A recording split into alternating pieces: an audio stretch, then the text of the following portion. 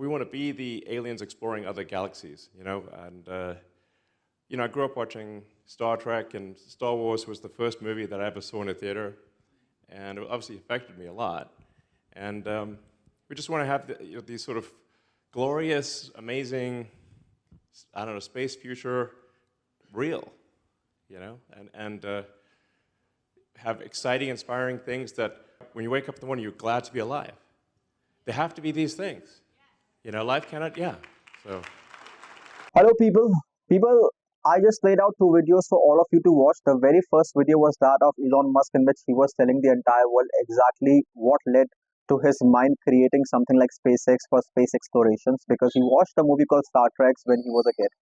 The other video that I have placed for all of you people is a video of टटपुंजिये. मैंने दूसरी video आप लोगों के लिए प्लेस करी है, वो कुछ टटपुंजों की है. वो लोग जो भैयागिरी का स्टाइल करते हैं, सड़क पे इधर उधर घूमते हैं बीच की मांग निकाल के, और कुछ इस तरह से अपने हाथ कर लेते हैं, 4 बटन शर्ट के खोल लेते हैं, and they just start to think that they are Salman Khan. आज की जो वीडियो होने वाली है वो होने वाली है आर्ट्स के ऊपर. आर्ट क्या होती है, वो किस तरह से हम सबकी लाइफ को इन्फ्लुएंस करती है, और आर्ट्स किस तरह से एक सोसाइटी को अपग्रेड या डाउनग्रेड, डिग्रेड भी कर सकती है. तो सबसे पहले हम डिस्कस करते हैं व्हाट एग्जैक्टली इज आर्ट. अगर आप आर्ट को देखेंगे तो आर्ट एक बहुत ब्रॉड और अम्ब्रेला टर्म है, और इस पूरी आर्ट वर्ड के अंदर ऐसे बहुत सारे चीजें आती हैं, बहुत सारे एक्सप्रेशंस आते हैं जिसको आप आर्ट की कैटेगरी के अंदर इंक्लूड कर सकते हो. Let me give you certain examples. Like we have painting, we have sculptures, we have poetry, we have also building of gigantic and massive monuments like the Roman Colosseum or Statue of Unity, या फिर जो ancient temples रहे हैं, even the pyramids of Giza. ये सारे के सारे art की कैटेगरी में ही आते हैं. दिस इज समथिंग जिसे देख के हमारे मुंह से AWE हम आहे भरते हैं कि यार ये क्या बना दिया. लेकिन आज की जो हम पूरी टॉक को फोकस करने वाले हैं वो है सिनेमा के ऊपर. सिनेमा भी एक तरह का आर्ट फॉर्म होता है. हम इन सारी चीजों को कभी और डिस्कस करेंगे. सिनेमा के अंदर अगर हम इंडियन सब कॉन्टिनेंट की बात करते हैं तो उसमें मेजरली एक्टिंग, डांसिंग और सिंगिंग आते हैं, बट हम मूवी मेकिंग के अंदर ज्यादा रहेंगे. सो पीपल, सबसे पहले हम बात करते हैं हॉलीवुड की. हॉलीवुड बॉलीवुड दोनों को डिस्कस करेंगे. पहले हम बात करते हैं हॉलीवुड की. पीपल, हम सबके साथ ये पहली बार जरूर हुआ था जब हमने बॉलीवुड मूवी से पहली हॉलीवुड मूवी देखी और हमने कहा वाह यार हमने क्या देख लिया. द रीजन इज बिकॉज उनके लिए वो मूवी नहीं है, उनके लिए वो extreme form of expression of art है. हमारे लिए ये सब एक कमर्शियल है. मतलब मैं अपनी बात नहीं कर रहा हूँ, मैं इंडियन सब कॉन्टिनेंट में जितनी भी मूवीज बनती हैं, बॉलीवुड टॉलीवुड, जो भी आप वर्ड लगाना चाहें, तो ये सारे के सारे कमर्शियल बिजनेसेस हैं. They don't really care about art, they don't really care about what they have to really portray in the form of acting, singing or dancing. They are just concerned about making money. For them it's a money making science.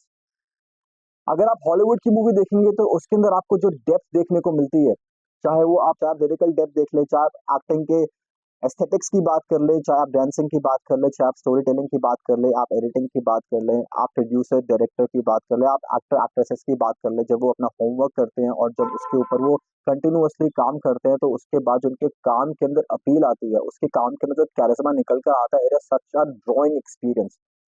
That is why you will सी कि जब आप कोई Hollywood movie देखते हैं, talking about top shots, bye the way, bottom line की बात नहीं कर रहा हूँ, कचरा बनाने वाला वहाँ पे भी बहुत है, बट इंडिया में अनफॉर्चुनेटली सर कचरा बनाने वाले लोग हैं. तो वहां के जो टॉप शॉट्स की अगर बात करते हैं, आपने नाम सुना होगा, we have people like Christopher Nolan या मार्टिन स्कॉर्सेसी या फिर स्टीवन स्पीलबर्ग. तो वहां पर लोग इन डायरेक्टर्स के नाम से ही मूवी देखने के लिए चले जाते हैं कि इसने कोई मूवी बनाई है, वो आ रही है, चलो आज देख के आएंगे. इंडिया में उल्टा है. इंडिया के अंदर क्या होता है, यहाँ पे स्टार पावर के ऊपर सारी मूवीज चलती है कि अक्षय कुमार, सलमान खान की कोई पिक्चर आ रही है, चलो ये देख के आएंगे. ऐसा है क्यों? ऐसा है इसलिए क्योंकि अगर आप इंडिया की मार्केट देखते तो पूरी की पूरी पावर को, जो एक मूवी पावर होती है, उसको एक व्यक्ति के अंदर, एक एक्टर या सो कॉल्ड सुपरस्टार के अंदर कॉन्सेंट्रेट किया होता है. And that is exactly why you will see that all of these actors, those who are reputed and renowned actor, they end up backing away at the very least 50 to 70% of the major chunk of the budget of the movie itself. तो जब 100 करोड़ की movie बन रही है, उसमें से 50 से 70 करोड़ रुपए एक एक्टर ही ले जाएगा, तो बाकी बजट जो है, जिसके अंदर इंपॉर्टेंट चीजें भी आती हैं, जिसके अंदर स्टोरी टेलिंग आती है, एक अच्छा राइटर आता है जो बहुत ज्यादा रिसर्च करके, डिटेल करके चीजों को लेके आता है, साइकोलॉजिस्ट बैठाने पड़ते हैं, आपको एडिटिंग करनी पड़ती है, बहुत अच्छी एडिटिंग करवानी पड़ती है, आपके पास और भी बहुत सारी चीजें होती है जिससे आप एक अपने काम के डेप्थ को ऐड करते हैं. वो इसीलिए हमारी सारी की सारी मूवीज में से मिस आउट हो जाती हैं. लेकिन that is why you will find all of these things in the Hollywood movie. मैं आपको इसमें एक एग्जांपल देता हूँ हॉलीवुड मूवी का. अगर आपने इस मूवी का नाम सुना है जोकर, तो जोकर में बहुत सारी मूवीज बनी है, लेकिन जो 3 सबसे इंपॉर्टेंट मूवीज हैं वो हैं द फर्स्ट वन इज 1989 में जो जोकर आई थी, जिसमें जैक निकलसन ने एज अ जोकर काम किया था।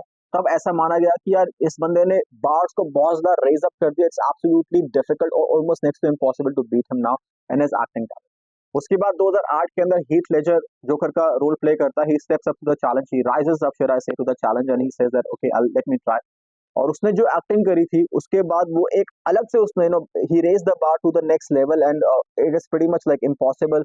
अगर हम उसको आज भी सोचते हैं कि यार इसको हम किस तरह से टच करेंगे, बीट करेंगे। द रीजन वाज, जब हीथ लेजर से पूछा गया कि आपने रोल्स के लिए क्या प्रिपरेशन करी, तो उसने कहा कि मैंने अपने आप को एक होटल के कमरे में बंद कर लिया था 1 महीने के लिए और मैं सिर्फ कंटिन्यूअसली इस कैरेक्टर के बारे में सोच रहा था कि मैं क्या कर सकता हूँ। That's exactly why you would also सी कि हीथ लेजर का उस पर्टिकुलर मूवी के अंदर फेस पे जो मेकअप था वो बड़ा केकी और पैची था। द रीजन वाज बिकॉज उसने कहा कि जोकर को एक डेप्थ देनी है, इसको एक ऐसी डेप्थ देनी है कि लोगों को लगे कि ये ह्यूमन है। और जो ह्यूमन बीइंग्स होते हैं, जब एक क्रिमिनल या कुछ इस तरह की साइकोलॉजी भी उसने पढ़ी थी बहुत सारी, तो उसने कहा यार ये जो जो जोकर है ये हर बार जाके मेकअप आर्टिस्ट के पास थोड़ी जाएगा अपना मेकअप कराने के लिए।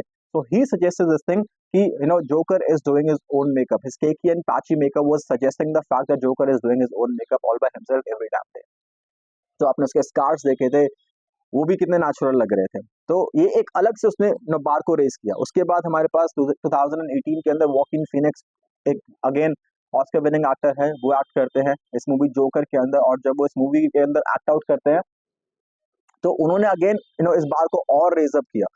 ही was already having two of the finest actors, those who had already played out the character, so it was very very difficult and a very hostile surrounding that he was actually entering, because once you are doing something like that, people are going to expect a lot of things out of you. तो Joaquin Phoenix ने act किया, उनको भी एक Oscar मिल गया, सभी को Oscar मिला था बाय द वे, इन तीनों को। तो वॉकिन फिनिक्स को भी ऑस्कर मिला। तो वॉकिन फिनिक्स से पूछा गया कि आपने ऐसा क्या किया था रोल के लिए, तो वॉकिन फिनिक्स ने बताया कि मैं दिन में सिर्फ एक ही एप्पल खाया करता था, because I had to be extremely scrawny, मुझे बहुत ज्यादा पतले से भी पतला होना था। और उसने भी बहुत मेहनत करी, उसने समझा किया किस तरह से एक ऐसा व्यक्ति जो डीरेंज्ड है और जब उसका लाइफ में बहुत बुरा हुआ है, तो जब अपनी लाइफ की कहानी को एक्ट आउट करेगा तो वो किस तरह से प्ले आउट होनी चाहिए।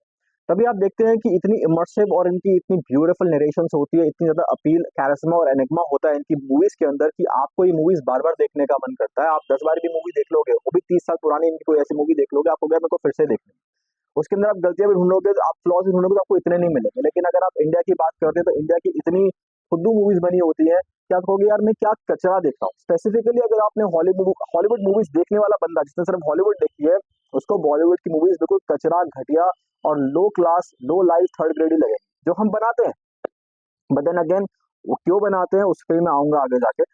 तो जो इंडिया में मूवीज बन रही है सारी की सारी, वो स्टार पावर से बन रही है। स्टार पावर जो है, जैसे आप एग्जांपल ले लीजिए आप सलमान खान का, और मैं सलमान खान का एग्जांपल ले रहा हूँ because he is notoriously infamous for making absolutely hideous movies and get away bagging away about 100 crore rupees और मोर ऑफ नेटवर्थ, बिकॉज जनता को बहुत बेवकूफ बनाया जा रहा है। तो सलमान खान की अगर आप बात करते हैं, इसके थ्रू मैं बताना चाहता हूँ कि मूवीज इतनी फुद्दू क्यों बनती है इंडिया के अंदर, स्पेसिफिकली पिछले 30-35 सालों के अंदर, जब से सलमान खान का राइज हुआ है। तो सलमान खान की माँ एक आइटम गर्ल थी, बापू जिहादी राइटर थे, तो जो एक प्रोडक्ट निकला है हमारे पास वो सलमान खान निकला है। By the way let me just tell you people कि वो लोग जो सलमान खान के बहुत बड़े फैन है, please please please close this video right away, आप कोई और वीडियो पर स्विच करें, वरना आप बहुत ज्यादा गालियां देने वाले हैं मेरे को आके, क्योंकि आपका जो माइंड है वो इस तरह से हो चुका होगा कि मैं सुन ही नहीं सकता सलमान खान के अगेंस्ट, वो तो मेरे लिए भगवान है। तो जो ऐसे लोग हैं प्लीज जस्ट आप कहीं और स्विच करें। तो मैंने जैसे आपको बताया कि सलमान खान की मदर और उनके जो फादर थे वो एक they already were having a फिल्मी बैकग्राउंड, आइटम गर्ल थे और वो जिहादी बापू राइटर थे, और उनका प्रोडक्ट निकल के आता है वो सलमान खान होता है। सलमान खान अब क्या कर रहा है कि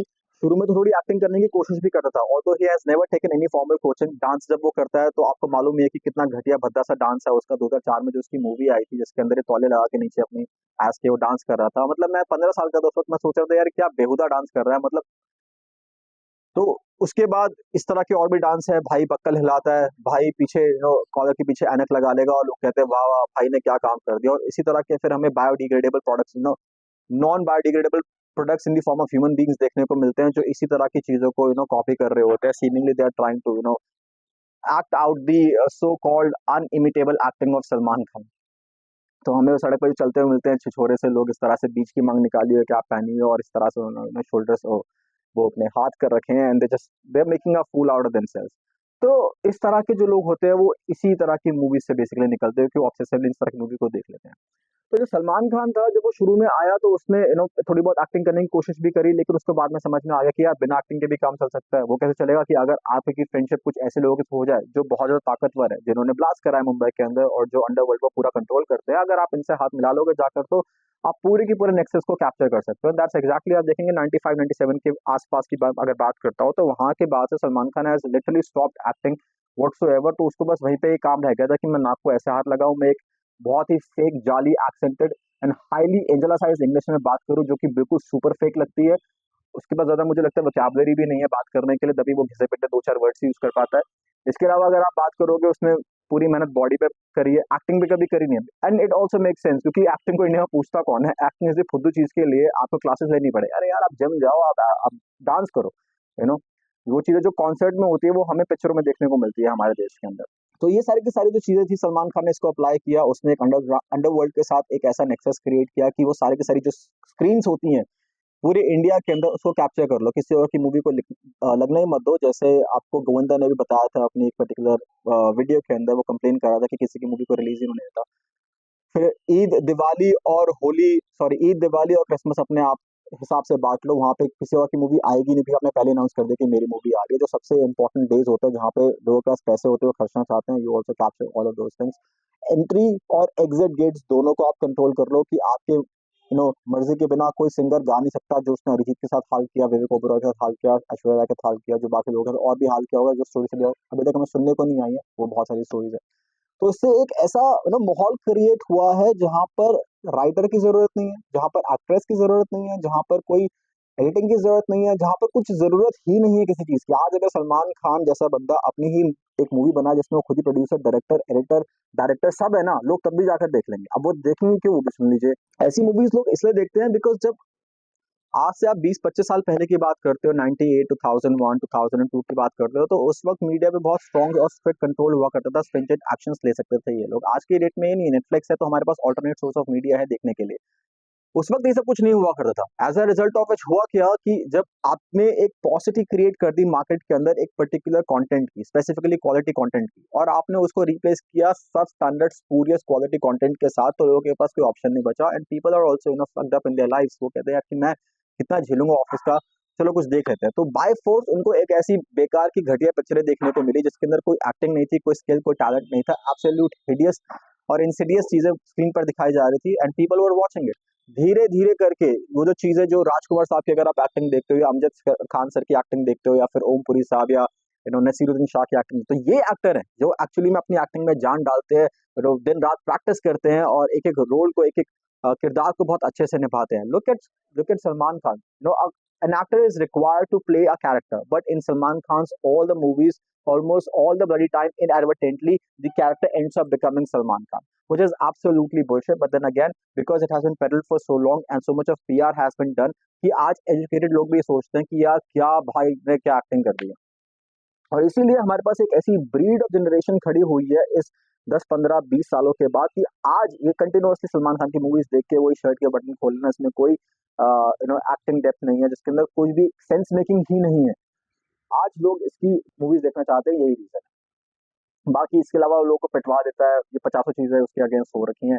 एंड कहीं ना कहीं ये हमारे डार्क ट्रायड होता है। अगर आपने इसके बारे में कभी पढ़ा या सुना हो तो आपको पता होगा कि नार्सिसिज्म, साइकोपैथी एंड मैकियावेलिनिज्म। तो इन इस तीन चीजों से आपका डार्क ट्रायड बनता है, जिसके सेंटर में अगर आप खड़े हो जाते हैं then you become extremely powerful, all be it negative yet extremely powerful. This is exactly where Salman Khan stands. So ये सबका by the way common dream भी होता है, बिकॉज ये बहुत पावरफुल जगह होती है। You just don't want to be in the space, but if you end up being in the space then you can do a lot of great things, insidious but yet great. तो that is why लोगों की जो insecurities होती है, जब आप उनको पर्दे पे उतार देते हो तो लोग कहते हैं तो मैं भी करना चाहता हूँ, उसमें क्या सेंस नहीं है, तो कुछ भी नहीं है, मैं भी क्योस करना चाहता हूँ। Why? Because I just want to be free, I have not been free for so long. That is exactly why you will see there is a collective ideology framing of the entire people of India where a good cinema is now being considered unhealthy. अब जितनी भी इसकी आप वीडियोग्राफ्स देखेंगे, जितनी भी, sorry मैं बार बार वीडियोग्राफ्स बोल रहा हूँ, जितनी भी आप मूवीज देखेंगे सलमान खान की, इसकी जो ऑडियंस है वो क्या है, वो मेजॉरिटी में मेजरली वो भैया ऑडियंस है। और सारी सारी ऑडियंस जो आती है वो टेक्निकली स्पीकिंग सेकंड और थर्ड ईयर से ज्यादा आती है, क्योंकि वहां पर आपके पास ऑल्टरनेट मीडिया सोर्सेज बहुत कम है। नेटफ्लिक्स के पैसे लोगों के पास देने के लिए इतने नहीं है, वो नहीं सोचते, वो जिनको दिखाया जा रहा है वो देख ले। अब क्योंकि इंडिया में जो जो महानगर है, जो मेट्रोपॉलिटन सिटीज है, यहाँ पर लोगों के पास फिर भी इतने पैसे होते हैं कि वो कंटिन्यूअसली और भी वीडियोस को वॉच आउट कर सकते हैं, दे जस्ट गो ऑन। तभी आप देखेंगे जब से नेटफ्लिक्स का ये ऑल्टरनेट मीडिया का राइज हुआ है, यूट्यूब का या बाकी मीडिया प्लेटफॉर्म्स का, तब से इनकी व्यूअरशिप जो है सलमान खान जैसे लोगों की, इनके लिए बड़ा मुश्किल हो गया अपने थिएटर भरना। तभी ये उल्टी सीधी हरकतें और कर रहा है। मतलब भाई, 60 साल का हो गया, enough, just have some senses into you before somebody else knocks them all of them into you. तो इवेंचुअली जब ये इतने सालों तक रिपीट किया गया continuously and non stop consistently, कि हमारे पास आज एक ऐसी बीट ऑफ जनरेशन खड़ी हुई है कि यहाँ पे सेंस मेकिंग बहुत ज्यादा उसका फायदा नहीं है।